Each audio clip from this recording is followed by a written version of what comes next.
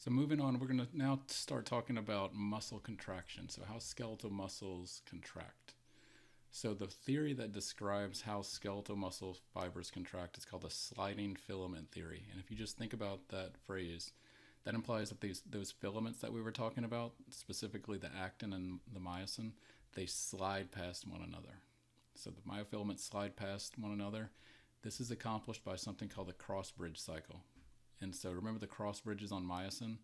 Well, they're right next to actin, so they can bind to actin, assuming tropomyosin is out of the way. And they basically rotate. And when they rotate, they pull actin across. And in essence, what happens when the cross bridges pull on the actin is the filaments slide past each other. And that's why it's called the sliding filament theory. This requires energy, so every time one of those cross bridges rotates, you have to utilize an ATP molecule, and so ATP supplies the energy. So that's the cross bridge cycle. So when that happens, I want you to envision what would happen to the length of the sarcomeres. And so we're going to talk about a shortening type contraction because it's the easiest way to describe this. And if that happens, the sarcomeres actually get shorter. I'll show you a little picture of this. And then the myofilaments themselves, they do not shorten. So the myofilaments stay the same length, they just slide past each other, but what in the end result of that is the sarcomeres actually get shorter. So here's an imaginary sarcomere. So Z disc, here's your myosin, these are the cross bridges on myosin. Here's actin filaments, the yellow dot represents their active site where the myosin cross bridges could bind. So what's going to happen in the cross bridge cycle is the cross bridges grab on, and then they rotate. And that's commonly called the power stroke, where they rotate and you can see what happened. I'm going to go back just so you can see it again. That's where they were before they rotated. And then when they rotate, they pull the actin filaments across, and that shortens the entire sarcomere. However, the myosin and the actin filaments stayed the same length. Then the cross bridges are going to let go, and they go back.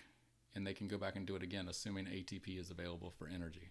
And so if you can envision these cross bridges, they can continue to do that. So they just grab on, pull, let go, grab on, pull, let go. And they keep going through that cycle. So cross bridge cycle pulls the actin filaments across, thus shortening the sarcomere, which generates tension or force within the skeletal muscle cell. So in this picture, we have two sarcomeres, and I labeled their zones. So sarcomere 1 is here, sarcomere 2 is here. So you can see we have the Z disc, we have the M line, we have the H zone, the A band is labeled, the I band is labeled. So I want you to envision what's going to happen to each of those zones if the cross bridge cycle occurs and the muscle contracts and the sarcomere shorten. So if you just, before I put it up there, if you want to think about what's going to happen, the sarcomere is going to shorten. These filaments are going to slide past one another. So even though these filaments are going to stay the same length, they're going to slide past each other. So that's going to shorten this H zone. It's also going to shorten the I band. However, the A band, which runs from here to here, is going to stay the same because the myosin filament doesn't shorten. So after it contracts, it looks like that.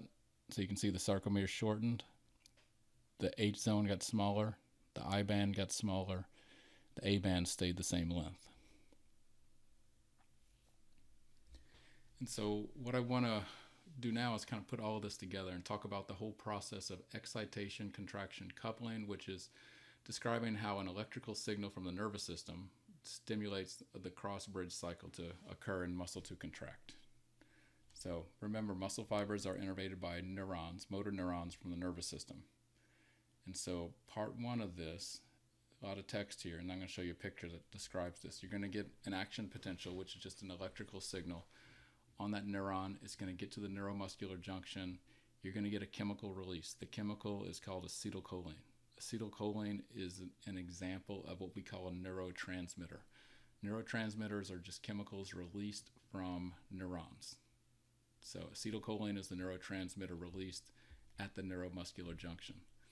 Acetylcholine is going to cross over and bind receptors on the muscle fiber and basically generate another electrical signal on the sarcolemma of the muscle fiber.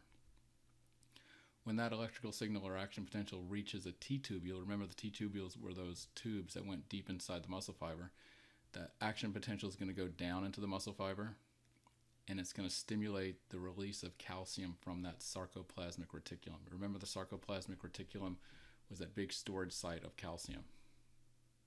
So let's see what this looks like in pictures. So here's your action potential. Here's the neuromuscular junction. Here's your muscle fiber sarcolemma.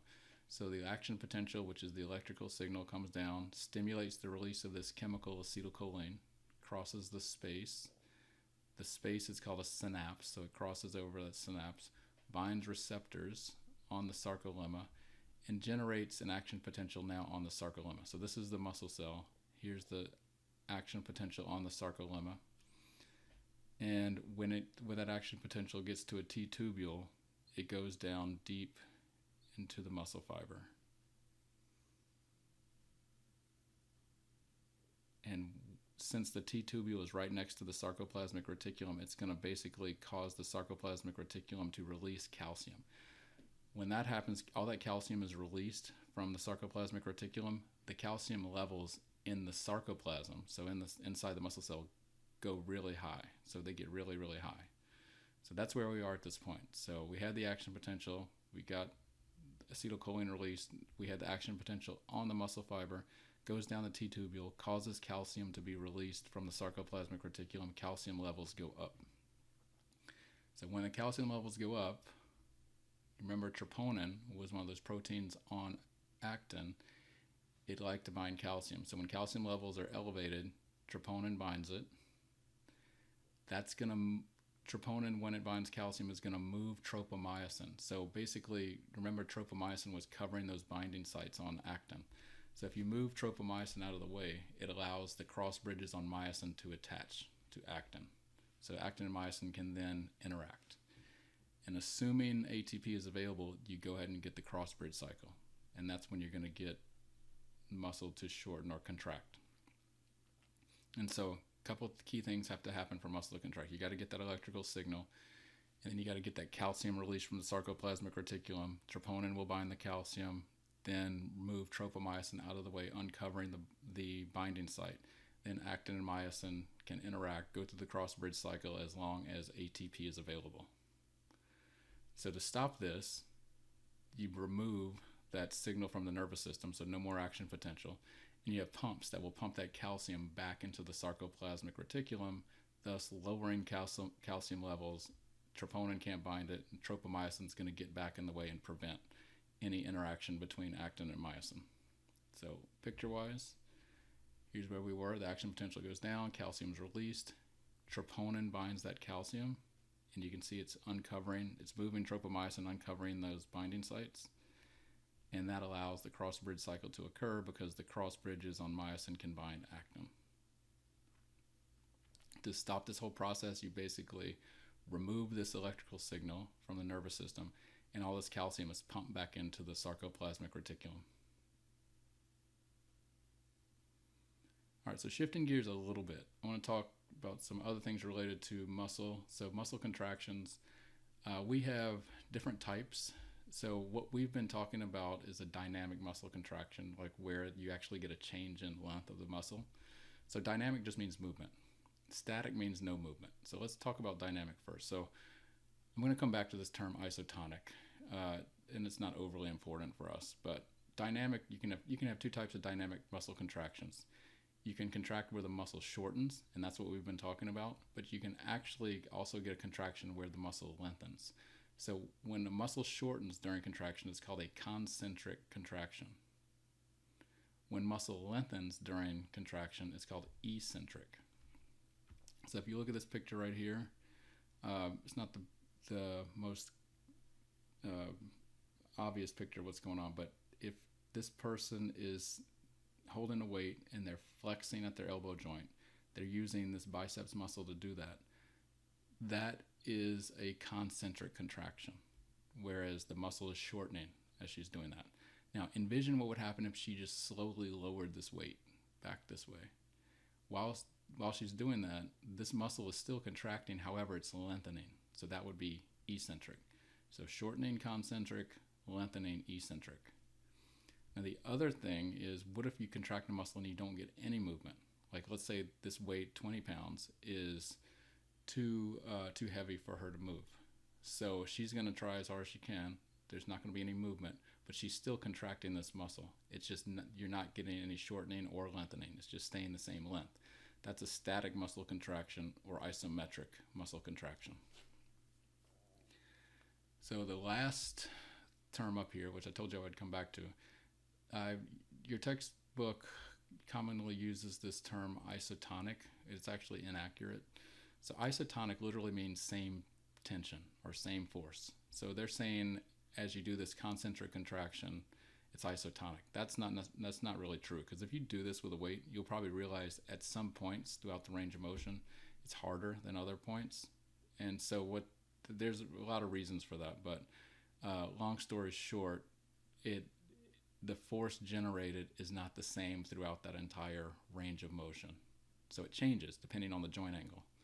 And so this is not an isotonic contraction, because if isotonic contraction, the force would be the same throughout the range of motion. It would be just as hard here as it is here. But in reality, that's not true. So when you describe movements like this, the best way to do it is just call it a dynamic movement. And it's either dynamic concentric or dynamic eccentric. And if there's no movement, obviously static. All right, as far as muscle fibers, I alluded to the fact earlier that there are different types of muscle fibers. And we're going to group them into three major categories: type 1, type 2A, and type 2B. So type 2B is commonly called type 2X in humans. So it's slightly different than what you find in animals. So 2B is like actually what animals have. Humans have what's called 2X. But for our purposes, it's the same thing. So the way they work is different. So type 1 is also called slow oxidative or slow twitch. Type 2B on the other end of the spectrum is called fast glycolytic or fast twitch fatigable. And then the one in the middle, 2A, is called fast oxidative glycolytic or fast twitch fatigue resistant. All right, so that tells you a little bit about what they do. So as far as which one contracts the slowest, obviously it's the type 1. Which one contracts the fastest, it's at the other end of the spectrum, type 2B. So this is the fastest of the fast, this is the slowest. So as far as the metabolism that they utilize, so this is not a physiology class, so I'm going to just summarize it like this. When you generate energy in muscles or any cell, you can do it with oxygen or without oxygen. So mitochondria are those organelles that give us a lot of ATP. They use oxygen, but you do have other ways to generate ATP without using the mitochondria, without using oxygen. So if you use oxygen, we call it aerobic. If we don't use oxygen, it's called anaerobic. So the slow oxidative, these are highly aerobic fibers. They use tons of oxygen, so they would be loaded with mitochondria. On this end of the spectrum, fast glycolytic refers to, it literally means splitting of sugar or carbohydrates, but you can do that without oxygen. So you can think of glycolytic as being anaerobic. So these fast fibers use mostly anaerobic metabolism. And fatigable means they get tired easily. So if you think about this, if you did a sprint, you would tire out quickly. Whereas if you did something really slow, like a 1 mile walk, you wouldn't tire out very quickly. So these fatigue easily. These over here don't fatigue that often or as quickly. 2A is somewhere in the middle. So they're called fast twitch fatigue resistant. So they're more resistant to fatigue than the type 2B. All right, so let's look at a quick list that I put together. The easiest way to think about it, type 1 is on one end of the spectrum, type 2B is on the other, and 2A is somewhere in between. So type 1, slow twitch, ATP is made ATP is made mainly aerobically. Lots of mitochondria, because that's how you make ATP with oxygen. Lots of capillaries. Capillaries are blood vessels, so that allows lots of oxygen to get there. They contract slowly, generate a moderate amount of force, very fatigue resistant. On the complete opposite end of the spectrum, type 2B, ATP is made mainly anaerobically. They don't have as many mitochondria, not as many capillaries because they don't need as much oxygen to get there. They contract really fast. They're the fastest of the fast. Lots of force production, highest force production, but in return they fatigue quickly. Like we said, type 2A is somewhere in between. So here's a picture of a muscle biopsy where you're looking at different fiber types. So when you do that, you can kind of see the difference. So the red, it's not labeled in the same terminology, but the red is the type 1 slow twitch fibers.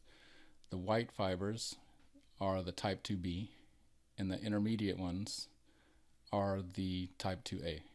And so the reason that the type 1s appear reddish is because they're loaded with blood vessels and also the structures that carry oxygen within the muscle or give it a dark red appearance. So that's why these type 1 fibers are sometimes called red fibers.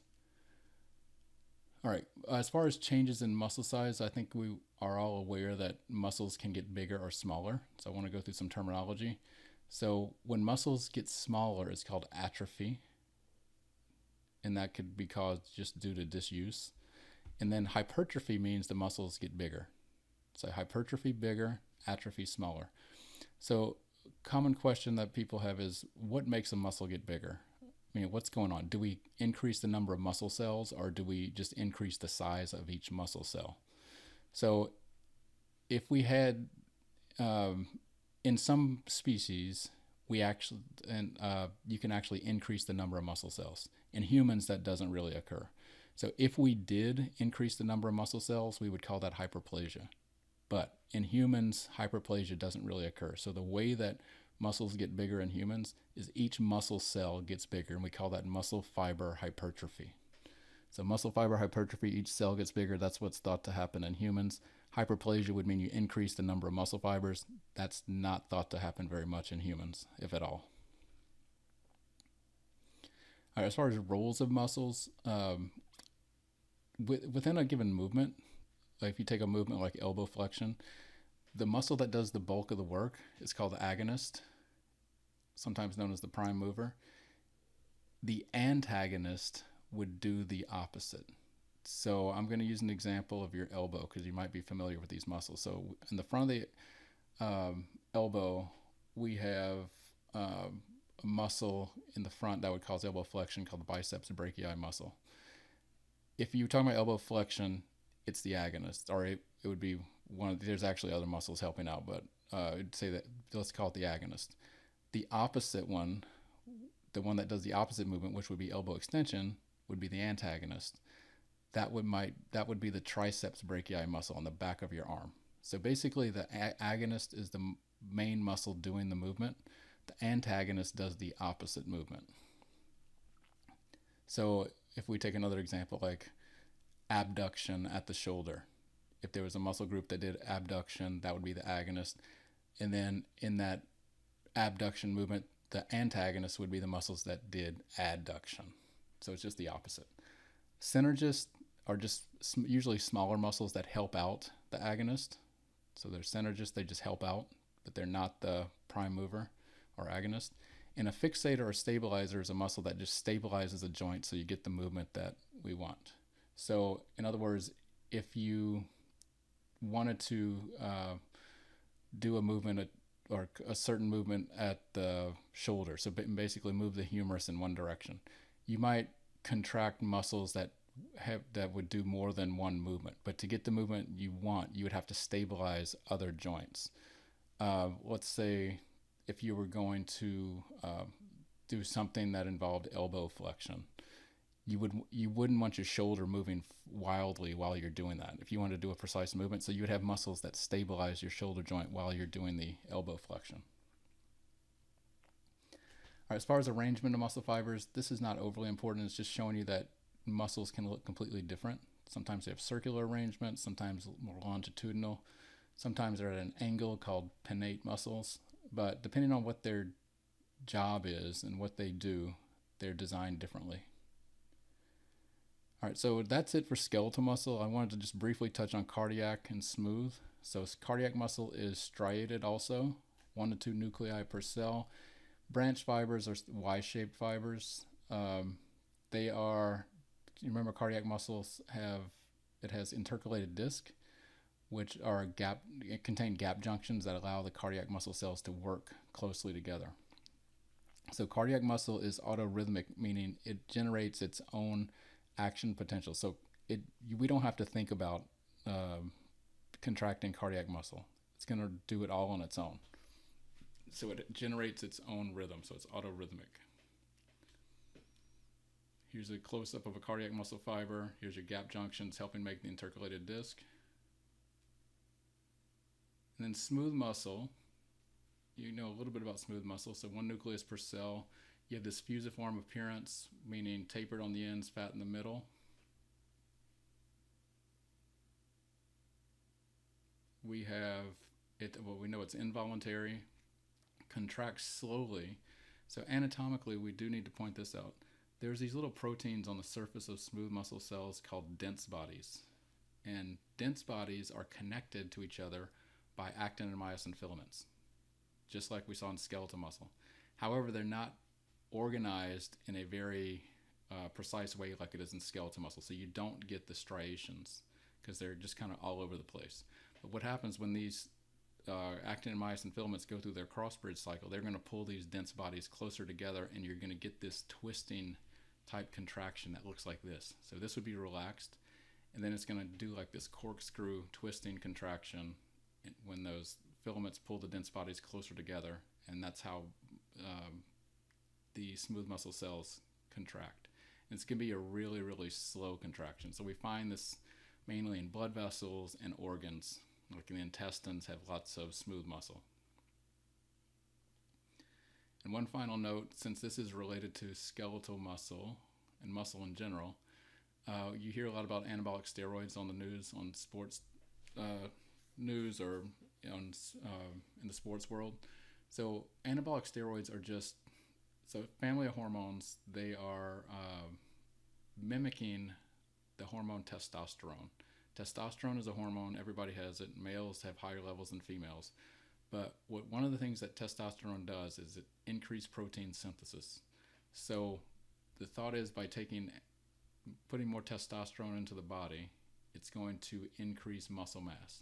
And there definitely is conclusive evidence that anabolic steroids increase muscle mass and muscular strength. So they work really well. However, they have lots of negative side effects, and they are outlawed in sports by sports governing bodies, and they're not thought to be healthy at all. Cause lots of problems. I just had a list here of some of the major things: the various cancers, liver damage, etc. So not a very healthy thing to do unless it's prescribed by a medical professional. Sometimes steroids are prescribed by physicians for various reasons, if you're deficient in it or something else, but taken just to improve muscle mass or muscular strength is not a really good idea.